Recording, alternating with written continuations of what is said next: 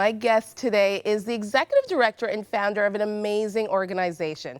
Jennifer Francis runs Safe Families Canada, an organization that encourages Christian families to open their homes and hearts to vulnerable children whose parents might be going through a hard time struggling to escape the effects of poverty, migration, and social isolation, an alternative for many families who would otherwise have to be put their child into state care. Welcome, Jennifer. Thank you, Maggie. So I kind of explained Safe Families a little bit. Tell us a little bit about why you decided to bring this to Canada. I think it's a very important calling for Christian believers to open your home in hospitality. We see this throughout Scripture that we're called to care for the orphan, the widow, the poor, and the foreigner who's come to our land. And if you look at church history, you see that that was primarily done through the practice of hospitality. Christian families took in people into their homes who were vulnerable and in need. And as the Lord took me on a journey that made me aware of our child welfare system and the issues facing a lot of families that are socially isolated, that don't have a support system, they don't have extended family, I realized that this was very important, that people needed a safe place for their kids to go from time to time while they faced a crisis, and they needed somebody to reach out to them and care for them. And so you heard about this organization that was in the States for a while, and so Safe Families Canada has been around for about a year and a half.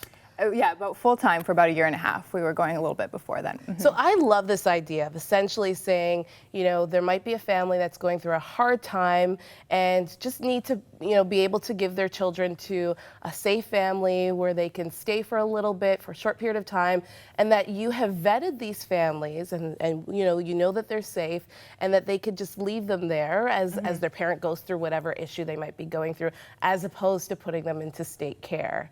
That's a brilliant idea. And so you're getting churches involved in this. Yes, we are. Yeah, so we recruit all of our volunteer host families from local churches. Right now, we're primarily operating in the Greater Toronto area, but we're starting some sites in other cities in Canada, and we're set up to start anywhere in the country.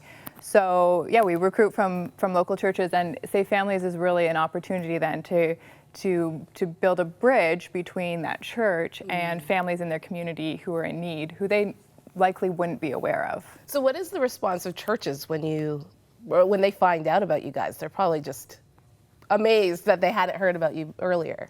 Yeah, that's common. People haven't heard about us and are happy to get involved. I think a lot of times people confuse this with foster care, and so they're a bit hesitant. They want to know the difference. But once people kind of understand the essence of the program, they're very excited to get involved. And explain that difference between foster care and what you guys do. Yeah, so the foster care system is mandated by the government to care for children who've been abused or neglected. So there's been a report, there's been an investigation, and children have been removed from their parents' care and are in the care of a foster family, or they have an open case where they're being supervised and they're still living with their parent. But in our case, we're dealing with families who are not yet at that point. So the kids have not yet been placed in care. Some of the families that come to us have no involvement with the system at all, would never be in danger of actually abusing or neglecting their children, but they just are going through a crisis and have nobody. So in that case, it could be considered neglect if they had nobody to care for their child. But the rest of our families are just kind of at the point where things could escalate to the point that their children end up in foster care. And so if we can intervene and provide a safe place and bring support and stabilization around the parent, we can hopefully deflect them from having to go into the system. And you've had a number of great stories come out of what you do. Can you share just a couple of those stories with us? Sure. Recently we had a woman who's a refugee from the Middle East, actually, and she was in a refugee center in Toronto, and she came with her 2-year-old daughter and was pregnant and due to give birth. And her husband had to remain back home, and so she knew nobody. So when it came time to deliver the baby, the refugee center didn't know what to do with her 2-year-old daughter because there was no one there who could care for her. So they were going to call Children's Aid, but they had heard about Safe Families, so they called us instead. And we were able to place her with a loving host family who looked after her for the couple days while her mom was in hospital. And then she went back home. And since then, that family has kept in touch with her, had them over for Thanksgiving dinner and that kind of thing. So she's no longer alone, as a newcomer to Canada. Wow. And we also have the story of Clarissa. Yes. And we have a quick clip of that. Let's go to that right now. In 2008, I was sent to jail for about a week. I'd never been in trouble before. And when it happened, it's just like I was just recently divorced and trying to get a job and trying to take care of my kids. And, it kind of started this spiral of emotional chaos. It was pretty traumatic.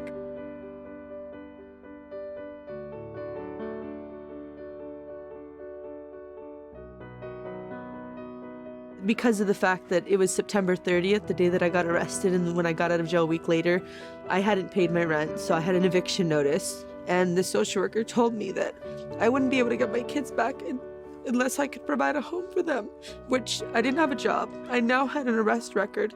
I was, charges were pending, in criminal court, and my kids were in the foster care system.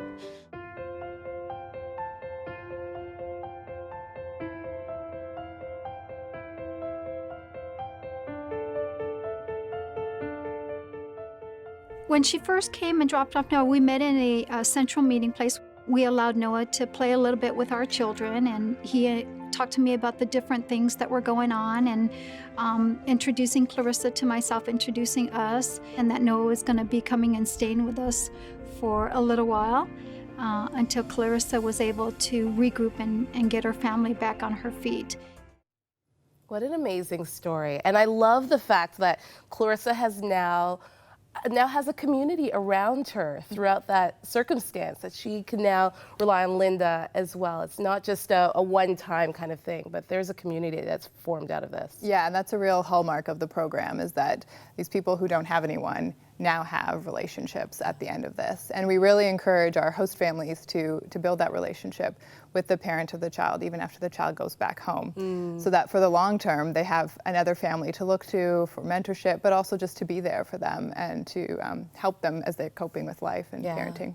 Actually truly being a neighbor. Yes. You have a couple of objectives for Safe Families Canada. Number one is family support and stabilization. Explain that a little bit more. Yeah, so when the family is facing a crisis, things can get out of hand very quickly and can escalate. And so if we're able to intervene in that crisis time, whether it's mom is in hospital for a medical issue or has to go through rehab or is moving or has to get a job, whatever the issue is, if we can bring support during that time, then hopefully the family will remain stable and not escalate further. And how important is that for a child to be in a stable environment and also just to be kept together? Even in Clarissa's story, she has more than one child, and being able to know that family can stay together throughout that difficult time is so important. Number two is child welfare deflection.